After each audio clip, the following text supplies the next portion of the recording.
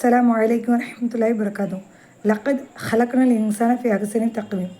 அல்லாஹ் தஆலா உறுதியாக நம் மனிதனை அழகிய படைப்பில் தான் படைச்சிருக்கேன்னு சொல்லி உறுதிப்படுத்தி தான் சொல்கிறான். அதனால தான் இந்த லக்கத்ங்கிற வார்த்தையை பயன்படுத்தி தாரான். ஆனால் மனிதன் என்ன நினைக்கான், அவன் நல்லாவே இல்லை, இவன் நல்லாவே இல்லை, நம்ம நல்லாவே இல்லை அப்படின்னு சொல்லிட்டு தனித்துவமான எதெல்லாம் செய்யக்கூடாதோ அதெல்லாம் செய்யக்கூடியவனாக இருக்கான். சில பேர் முடியே இல்லை, நம்ம வழுக்கத்தலை அப்படின்னு சொல்லிட்டு செயற்கை முறையில் முடி வைக்கணும்னு சொல்லி முற்பட்டு இறந்தும் போயிருக்காங்க. செய்திகளெல்லாம் நம்ம பார்த்துருப்போம். சில பேர் என்ன பண்ணுறாங்க, புருவம் நல்லாவே இல்லை, புருவம் இருக்கணும்னு சொல்லிட்டு புருவம் வைக்கிறாங்க. பெண்களுக்கு அதனால் பெரும் பாதிப்பு. இது இந்த குரானாயத்துக்கு மாற்றம் செய்யக்கூடிய ஒரு விஷயம். சரிங்களா? அல்லாஹ் உறுதியாக நான் அழகிய படைப்பில் படைச்சிருக்கேன்னு சொல்லி சொல்கிறான்.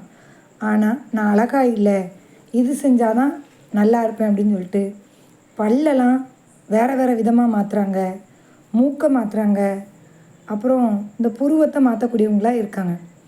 இப்படி நிறையா செயற்கை முறையில் மாற்றுறாங்க. செயற்கை முறையில் மாற்றுறவங்களுக்கு தீங்கே இல்லைன்னு உறுதியாக யாராவது சொல்லிட முடியுமா? சொல்லவே முடியாது. இது காஃபிர்கள் தானே செய்கிறாங்க அப்படின்னு மட்டும் நினைக்காதீங்க. இன்றைக்கி இஸ்லாமியர்கள் இடத்துலையும் இது பெருசாக இருக்குது. ஏன் 3 வருஷம் 4 வருஷம் படித்த ஆலிமாக்களே நம்ம அழகாக இருக்கணும், கல்யாண நாள் அன்னைக்கு இல்லை கல்யாண வீட்டில் அழகாக இருக்கணும் அப்படிங்கிறதுக்காக எவ்வளோ மேக்கப்பு யோசித்து பார்க்கணும். இதெல்லாம் கூடுமா கூடாதா? குரானாயத்துக்கு மாற்றம் செய்யக்கூடியவங்களாக இருக்கும். அல்லாஹ் நம்மளை தண்டிப்பாங்கிற அச்ச உணர்வு வேணும். நாளைக்கு மறுமையில் அல்லாஹ் தஆலா என்ன செய்வான்? விசாரிக்கும்போது, யா அல்லாஹ், நான் உனக்காகத்தான் கல்வி படித்தேன் அப்படின்னு சொல்லி சொல்லுவான்.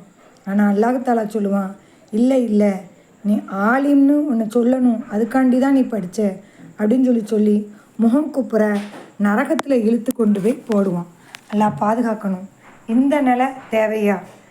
ஒரு முஸ்லீமுக்கும் இந்த நிலை தேவையா அப்படிங்கிறத யோசிக்கணும். குரான் ஆயத்துகளுக்கு என்றைக்குமே மாற்றமாக நடக்காதீங்க. வல்ல ரஹ்மான் அதை விட்டு நம்மை பாதுகாப்பானாக.